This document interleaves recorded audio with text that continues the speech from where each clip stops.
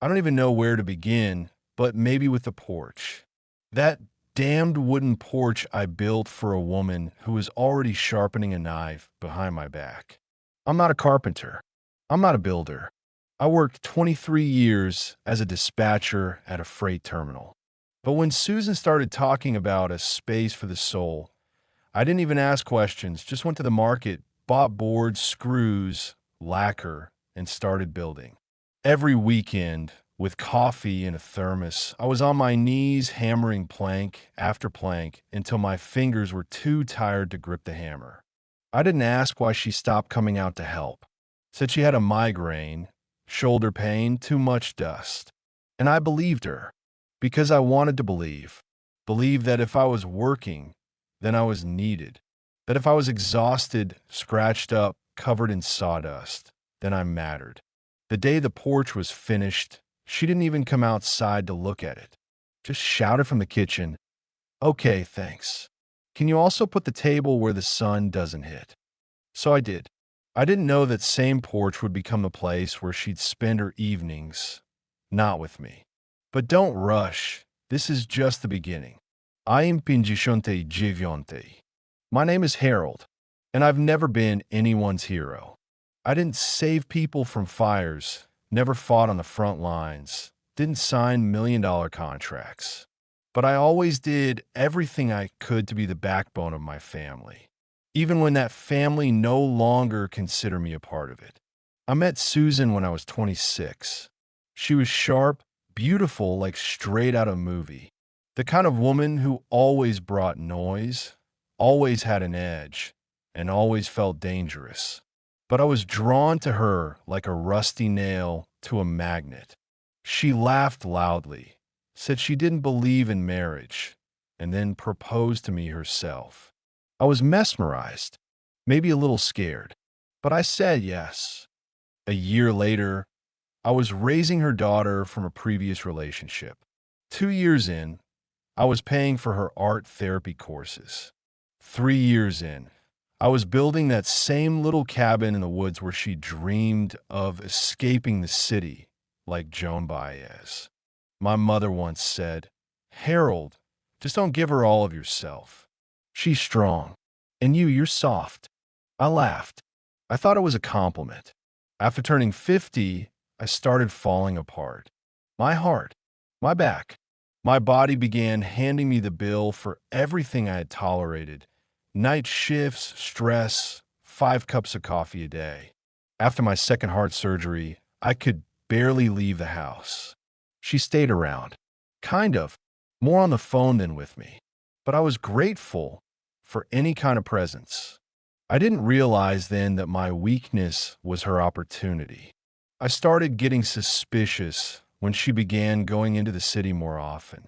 Said it was for therapy, self-realization workshops, women's empowerment circles. But she wasn't coming home with books. She came back with flowers. Not for me. One day, she said, "I don't want to just be someone's wife anymore. I need to feel alive." I thought she meant travel. New hobbies. Yoga, maybe. But she meant something else. We weren't divorced yet. She hadn't left yet. But she was already gone. You can tell.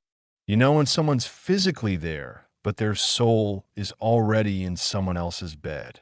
Their eyes don't meet yours, their lips don't listen, and their hands don't warm you. And then, while I was lying on the old couch, scar under my ribs, she said, "I'm filing for divorce. No tears, no explanations, no hugs." Like she was telling me about the weather forecast. I didn't yell. I didn't beg. I just silently took her documents and signed. Because I knew, if someone's losing this game, it won't be me. That was just the beginning.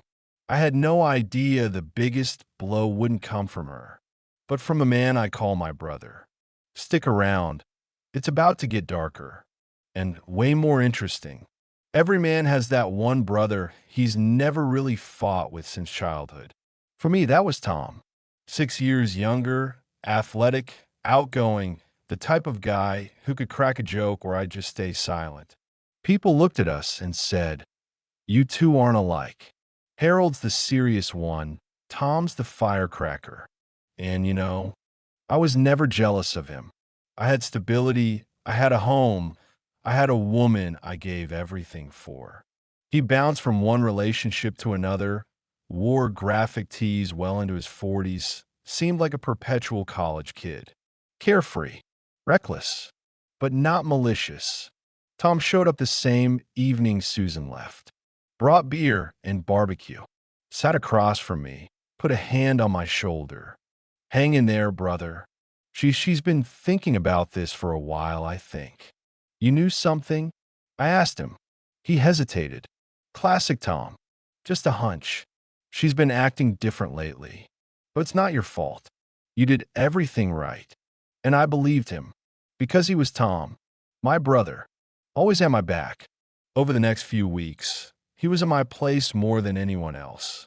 Kept showing up to check in, help with the firewood, bring something good to eat.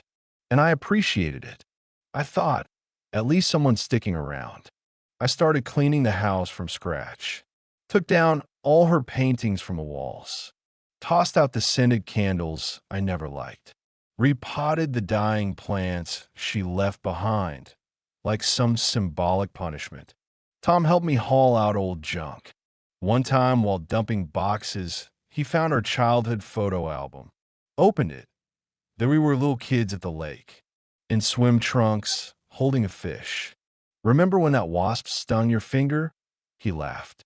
Yeah, you took a picture while I was screaming. We laughed, drank beer, and for a moment I thought maybe things weren't so bad after all.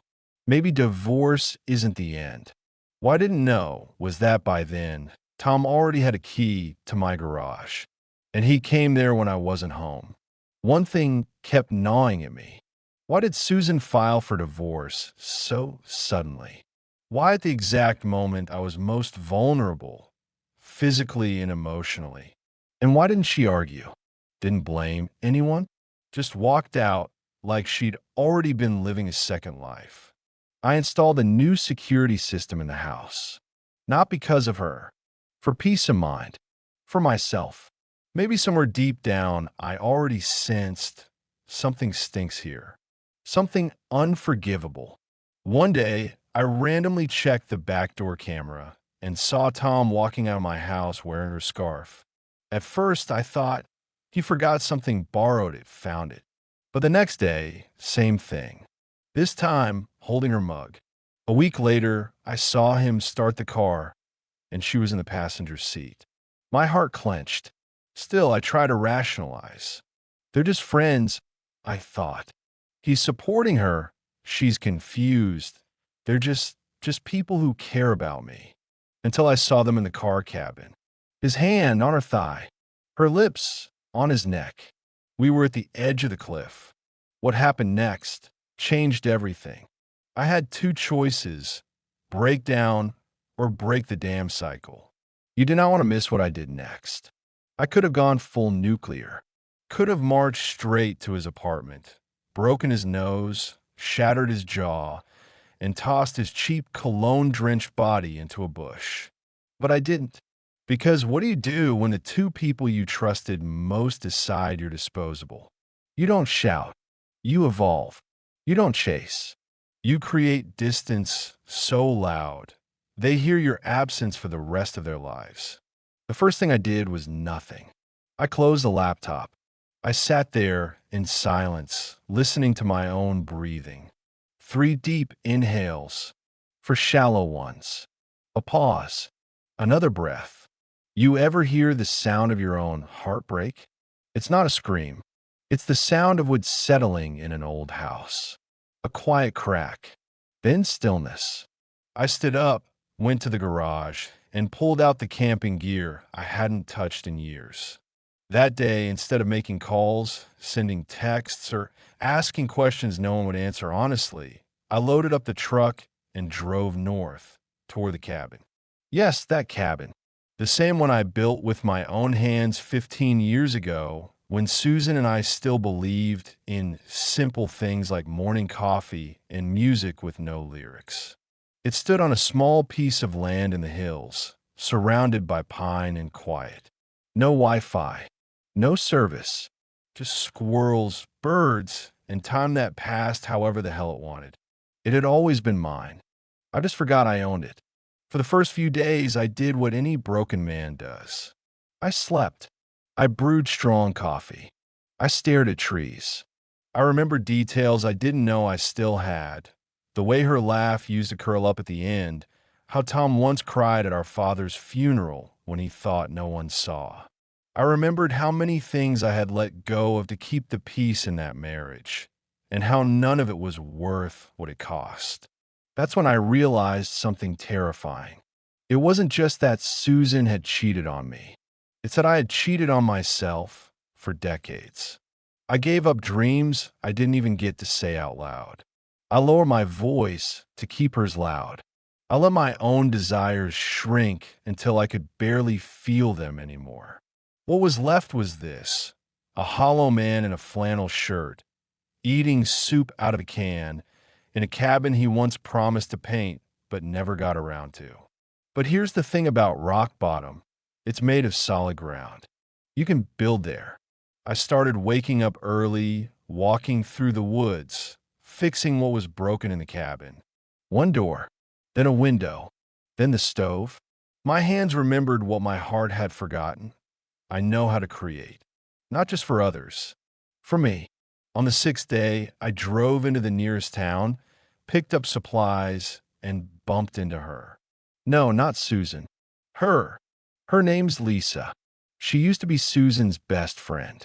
Well, until Susan decided she was too small town, too stuck, too beneath her. Lisa was standing at the hardware store, trying to load a 50-pounds bag of concrete into her cart, and failing spectacularly. I offer help. She squinted at me for a second. Harold, I smiled. She didn't. Not at first. But the awkwardness dissolved like sugar in hot tea. We started talking. About everything. About nothing. About where life goes when you're not looking. Turns out, she'd been living just 2 towns over for the past decade, running a little woodworking shop and taking care of her father. Turns out, she remembered that same porch I built. Turns out, she hated what Susan had done to me even before I knew what was happening. I didn't move in with her. I didn't fall into her arms like a movie script. We sat outside, talked about screws and trauma, drank cold beers on a rickety bench, and for the first time in years, I felt seen. Not for what I could provide, but for who I was. You'd think this was healing. You'd think it was enough. But life doesn't just let you go. Because the day Susan found out, she came knocking, and what she brought would turn even this mountain silence into a war zone. Want to know what happened when she showed up at the cabin? It was a Thursday. Quiet. Too quiet. The kind that makes you suspicious if you've lived through enough storms. I had just come back from a morning walk with Lisa. We weren't a thing. Not officially, not in that way. But we shared something even rarer: respect without pressure. She was helping me re-sand the old deck. I was teaching her how not to injure yourself with a belt sander. We were mid-laugh, mid-story when it happened. I heard a car, not the rumble of a truck. A smooth, smug hum, foreign, polished, precise. BMW. My stomach twisted, because I knew. Even before I saw her silhouette step out of the driver's seat like she still owned the air around her, I knew. Susan. She stood at the base of the gravel driveway, hands on hips, sunglasses that probably cost more than my truck, lips pursed like someone who came to reclaim what was never hers. Lisa froze. I stayed calm. Harold, Susan called out, like we were mid-conversation, like none of the betrayal had happened, like I hadn't watched her kiss my brother in the front seat of his Ford. I didn't move. She walked closer, her heels crunching against the gravel.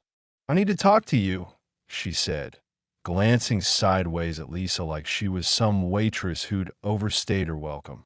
I leaned on the porch railing. You drove all the way out here to talk. Can we go inside? No. She blinked. not used to the new version of me, the one who didn't fold at the sound of her voice. Fine. Out here then, she snapped. I, I made a mistake, okay? Ah, yes. The classic chorus of cheaters. I made a mistake. They always say that like they spilled wine on a carpet, not like they took a torch to someone's life and danced in the flames. I said nothing. Silence does more damage than yelling ever could. It didn't mean anything with Tom, she added. Of course, it never means anything. Until it does. Until it's your house they sneak into. Your name they erase from the mail. Your history they treat like a file to delete. Then came the line I'll never forget. You disappearing like this, running away? That's not what a real man does.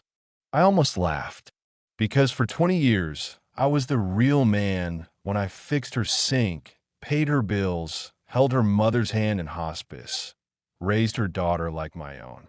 But the moment I chose peace over her chaos, suddenly I was weak. Lisa stepped forward then, calmly. No anger, just strength. I think you should go. Susan's face contorted, like she was about to spit out a bitter pill she didn't expect to taste again. So this is it? She asked me. You're choosing her over me? No, Susan. I'm choosing me over everything. But I didn't say that. I just turned, walked back toward the cabin, and left her standing there in her silence. She didn't follow. She drove off, dust in her wake. And for the first time in years, it settled. That night, I made a fire. Not out of anger. Not to burn memories.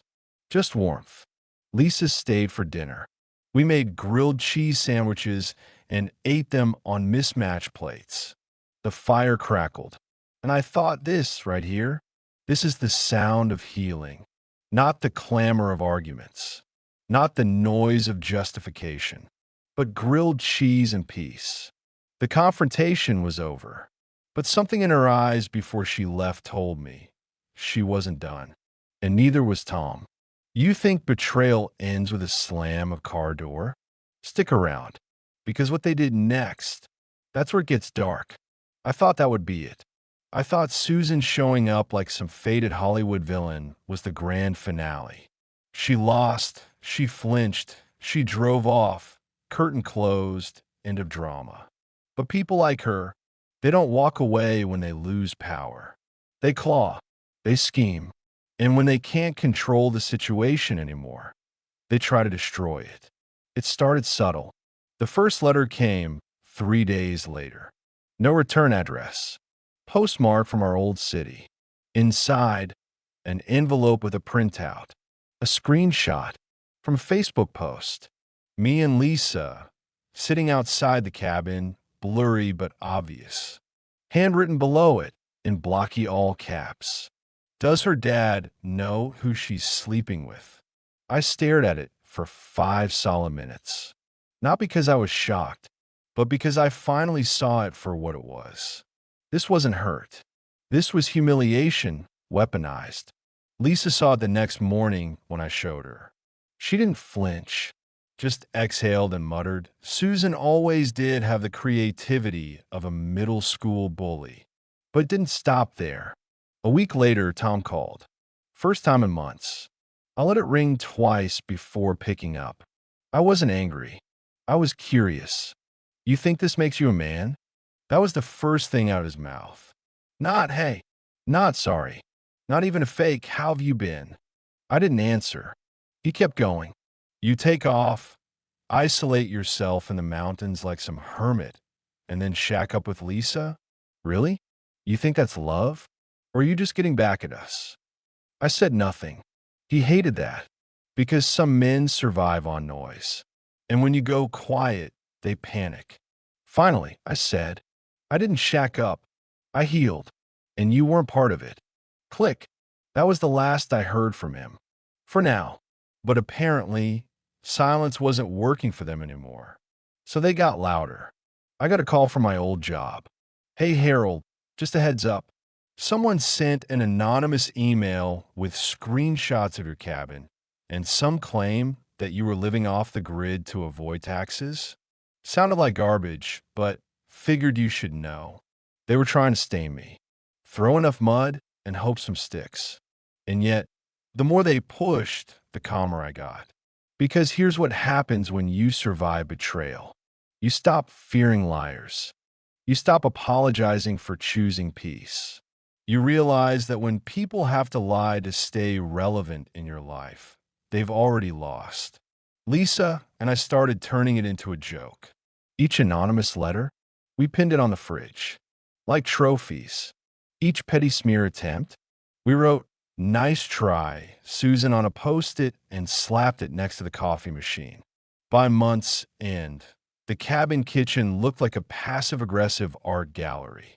But then came the real gut punch. I got a notice from the county. Apparently, Susan had filed an official concern claiming I was cohabiting on a piece of land not zoned for residential living, which, technically, was true. The cabin was registered as a recreational property. Always had been, but no one ever enforced it. Until now.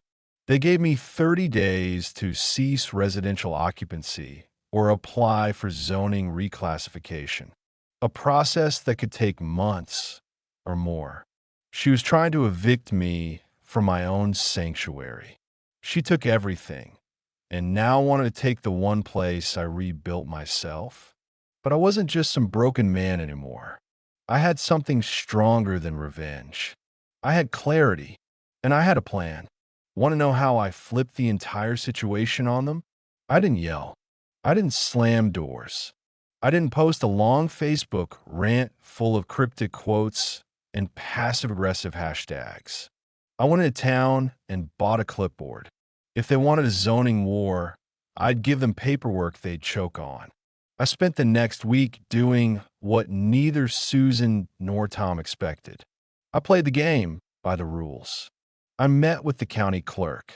I dug through zoning ordinances, environmental impact forms, building code appendices so dry they could cure insomnia. Turns out, all I needed to do was prove I had established utilities and infrastructure that made the cabin livable full-time. Guess what I had? A generator, a composting toilet, rainwater filtration, receipts, photos, timestamp progress. By the end of week 2, I had not only filed for reclassification, I had preemptively applied to subdivide the land and register it as a long-term residence. The clerk said, "Most folks give up halfway through this." I said, "I gave up on a woman, not on myself." While the zoning battle waged on paper, I worked on something else. I built a new section onto the cabin, a proper studio space. Lisa needed room for her woodwork, and I wanted something that didn't smell like old boots and resentment. We built it together, hammered it, varnished it. We even argued over stain colors. I picked gunstock. She hated it, so we went with classic gray. Because sometimes peace is in the compromise, not the control. Meanwhile, Susan kept lobbing grenades through the grapevine. I heard from a mutual acquaintance that she had started telling people I had gone off the deep end and was hiding in the woods with a woman who brainwashed him. Lisa laughed when I told her. "Brainwashed," she said. "I can't even get you to switch from drip coffee to French press." But beneath the humor, I could see it hit her. Not the insult, but the realization that people still believed Susan's version of the truth. And that's when I decided to do something I hadn't done in decades. Speak up. I wrote a letter. Not a rant. Not a revenge post. A real, grounded, brutally honest letter. And sent it to one place only. The local community newsletter. See, this little mountain town had one thing Susan never understood. Neighbors who read. People who remembered. Folks who respected straight talk. In the letter, I told the story. Not about cheating. Not about betrayal. But about rebuilding. I shared how I came here after heart surgery. How I found peace. How I rediscovered parts of myself I thought were gone. How Lisa had been a friend long before she was anything else. How sometimes losing the loudest people in your life is the first time you truly hear yourself again. I didn't mention names. I didn't need to. Everyone knew. 3 days after the newsletter went out, the letters stopped. The Facebook whispers quieted. The zoning department called to say my application had been approved. And the clerk? He chuckled. Susan also filed to reclassify her art studio as commercial use, he said. Guess she's feeling the heat. And Tom? He sent one last text. Didn't think you'd make it up there. Guess I was wrong. I didn't respond. Because I wasn't trying to win. I was just living. You think peace is quiet? No. Peace is loud. It's the sound of your heartbeat when you wake up and realize no one controls you anymore. It's a cabin standing tall in a forest no storm could level. And I hadn't even reached the final chapter yet, because 1 year later, she came back. But not for me. A year passed. A full cycle of seasons in the mountains. The snow came and went. Lisa's dog had puppies. The new studio smelled like cedar and sawdust, and I finally learned how to make a dovetail joint without cursing. My hands were steady again. My heart quiet. Not because nothing hurt anymore, but because I finally stopped reopening the wound. Then one afternoon I saw it. Susan's car. Same one. Sleek, arrogant, and absolutely not designed for dirt roads or humble intentions. She pulled up and parked like she still had a place here. But this time, she didn't step out right away. She sat for a moment, staring, holding something, then got out with a folder in hand and walked straight toward me. Not rage, not tears. This was something colder, calculated. I met her at the edge of the driveway. Lisa wasn't home. Maybe that was part of the plan. Can we talk? She asked, sounding less like Susan and more like someone playing the role of woman who regrets everything. I folded my arms. Make it short. She handed me the folder. Inside, a draft manuscript. Title on the first page. Ashes of the Cabin. A Woman's Journey to Self-Destruction and Back. I blinked. She smiled, that twisted, polished PR smile she used to wear at gallery openings. I've been writing, she said. Therapy, reflection, growth. And I've come to realize that our story could help people. I kept flipping through pages. Page 12. My husband was emotionally unavailable. Page 27. When I met his brother, it was like touching freedom. Page 43. I never meant to fall for him, but I had been so alone. It wasn't a memoir. It was revisionist history with a lipstick label. And the kicker? Page 71. He built that cabin to run from his failure. I went there to pull him back from the edge. I looked up. You want my permission to publish this? No, she said too quickly. I respectfully wanted your input.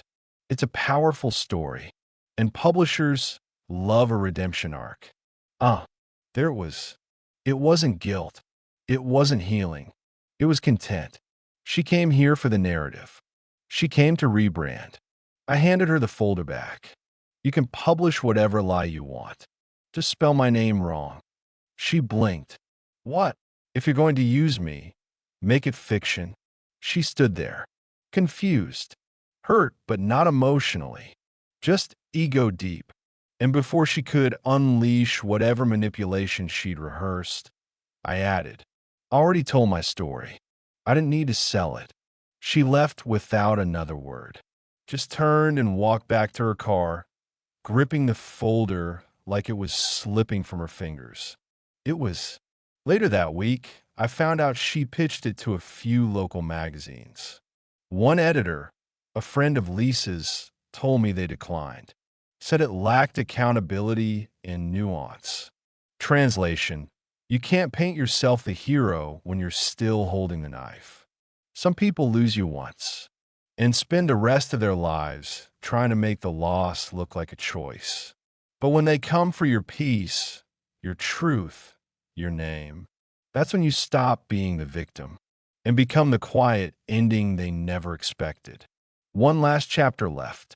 You ever notice how endings aren't always explosions?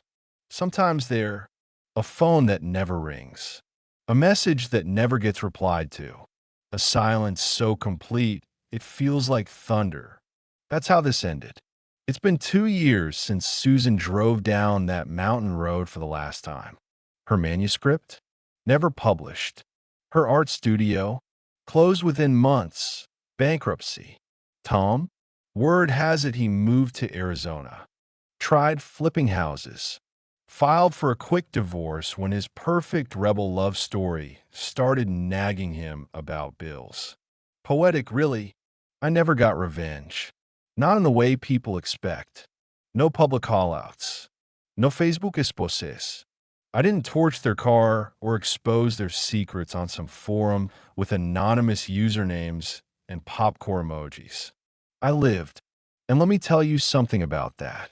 When a man lives well, sleeps in peace, wakes up with no one to impress, drinks coffee without feeling watched, that's the kind of revenge that can't be undone. Lisa and I still live at the cabin. We never called it starting over because we didn't go backward. We call it starting from peace, from scars that healed with dignity, from love that doesn't demand performances. Some nights we sit on the porch, yes, that porch, and we just listen to the trees, to the wind, to the kind of quiet you only earn by surviving people who try to keep you broken. Sometimes I get asked if I regret not doing more, not fighting louder, not burning everything down when I had the chance. And here's what I say. I didn't need to set the fire. They lit it themselves. All I did was step back and let the flames show the truth. So to the men reading this, the quiet ones, the ones who gave too much, who loved with both hands and got emptied in return, you're not weak for walking away. You're dangerous because silence is where the real men rebuild.